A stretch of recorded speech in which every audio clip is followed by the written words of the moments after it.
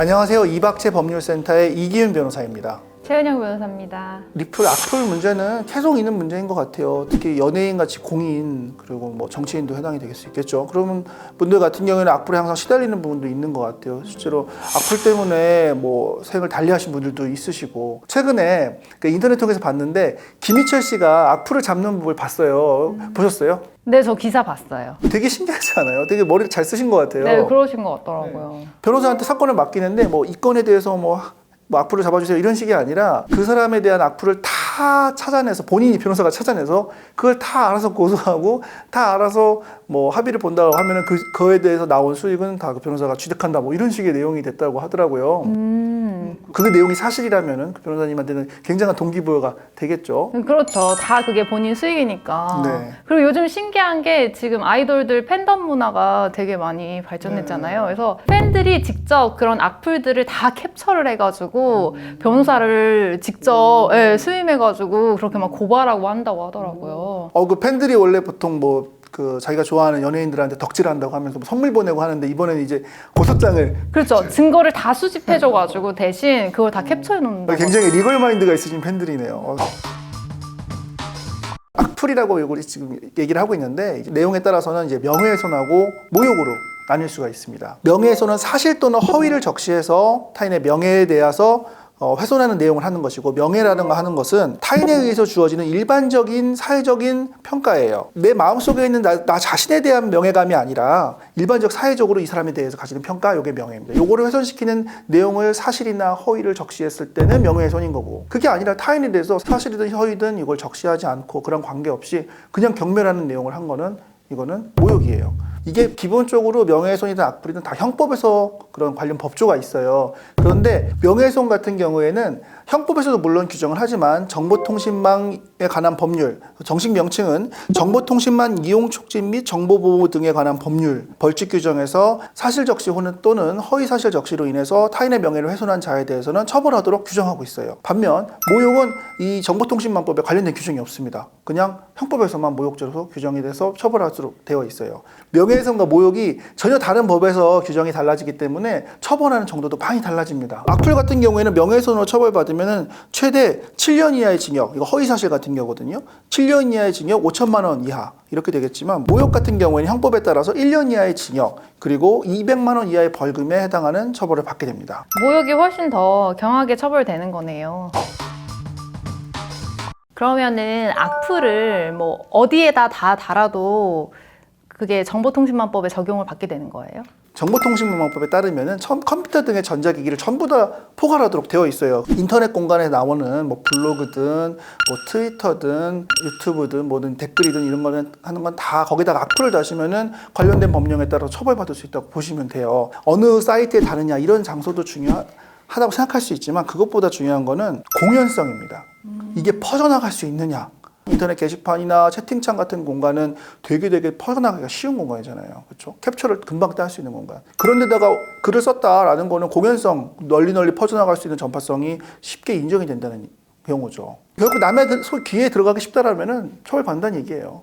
좀 사례를 보면은 회사 인트라넷 같은 경우에는 뭐 외부에서 접근이 쉽지 않잖아요. 그 사본 입력하고 들어가야 되는 거잖아요. 뭐 거기다가 이제 악플성 글을 게시한 그런 경우도 처벌받은 사례가 있고요. 개인 블로그 내의 비밀 대화방에서 1대1로 대화를 하면서 야, 우리 얘기는 어디 가서 하면 안 돼. 비밀로 하자. 우리끼리만 알고 있자. 라고 하면서 누구 이걸 막 신나게 한 거예요. 근데 이것도 처벌받는 경우가 있어요. 이게 아마 이분이 이제 듣고서 어디 가서 이런 얘기를 들었다더라 하면서 피해자한테 얘기를 했지 않았을까요? 그럼 그 자체로 이미 전파성이 인정이 된 거잖아요. 회사 인트라넷 같은 경우에는 사실 직장 생활을 굉장히 어렵게 만들 수도 있고, 사실 그렇죠. 회사 내에서 퍼져도 엄청나죠, 사실 그 전파성이. 간혹 이런 문제도 발생한다고 들었어요. 그러니까 퇴사하실 때 막 직장 상사에서 막 나를 막 괴롭혔어. 그래서 막 퇴사가 막 하고 싶어갖고 이제 퇴사를 하려고 하는데, 이제 나의 퇴사 사유의 구구절절한 이야기를 회사 인트라넷에 탁 올리면서 몸 부장 너의 뭐 같은 행각 때문에 내가 이렇게 퇴사한다. 어떻게 보면 사표죠. 하지만 다른 면에서 보면은 이 뭔 부장의 뭐 같은 짓을 막 만천하에 막 드러내는 거죠. 회사 내에서. 그렇게 되면은 그건 또 별도로 명예훼손의 소지가 있을 수 있죠. 모욕도 되겠네요. 어떤 내용인지 모르겠지만. 그리고 이렇게 인터넷상에서 명예훼손이나 모욕 같은 게 막 이루어졌을 때 플랫폼이나 뭐 피해자가 삭제를 할 수가 있어요. 피해자가 그 삭제 요청을 하면 플랫폼 지워야 하고요. 플랫폼도 자체적으로 봤을 때 문제가 있다라고 하면은 블라인드 같은 걸 해서 하거나 삭제를 해보거나 할 수 있는 근거가 있습니다. 관련법은 이 역시 정보통신망법에서 제44조 2에서 정보 삭제 등 그 이하에서 임시조치 등을 규정을 하고 있어요. 이렇게 악플을 달면 어떤 식으로 처벌하거나 뭐 소송을 진행할 수 있나요? 이때는 고소를 하셔야 됩니다. 수사기관이 알아서 악플 달았으니까 내가 잡아줄게 이렇게 하는 게 아니에요. 고소장 쓰셔갖고 경찰서에다 관할 경찰서에다 내시면은 사이버 수사대에서 관련된 수사를 해주세요. 근데 이제 모든 고소가 그렇지만 피해자분들도 자기가 피해를 당한 부분에 대해서 악플을 캡처를 한다던가 관련된 내용을 준비를 하셔갖고 제출을 하셔야 돼요. 그러면은 수사기관에서 그 가해자를 특정해서 최대한 특정을 해서 그 부분에 대해서 수사를 진행하고 처벌까지도 하게 됩니다.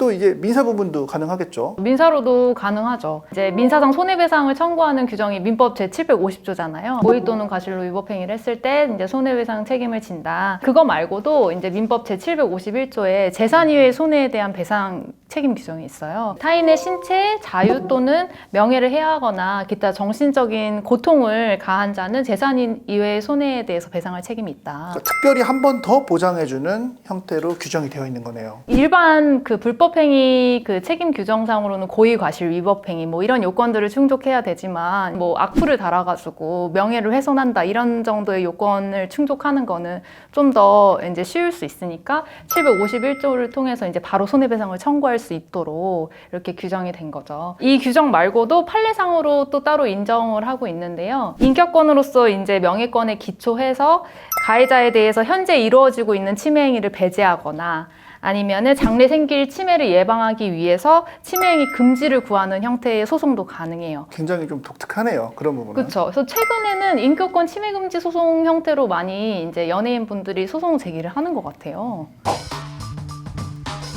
사이버 명예훼손 관련해갖고 처벌되는 사례도 많이 늘어나고 있다고 들었어요. 네. 형사상 고발을 했던 사안들이랑 이제 민사상 손해배상을 청구했던 사안들을 이제 나눠서 한번 찾아봤는데 연예인 이모 씨 기사에 재혼과 관련된 험담의 악성 댓글을 남긴 사례였어요. 포털 사이트에 올라온 기사에 조폭과의 불륜으로 가정 파괴하고 재혼한 쓰레기 조폭 마누라 뭐 이런 식으로 되게 심하고 막 허위 사실도 섞여 있고 막 이런 악성 댓글을 남긴 거죠. 결국에 피고는 그 정보통신망법상 명예훼손 혐의로 기소가 됐고요.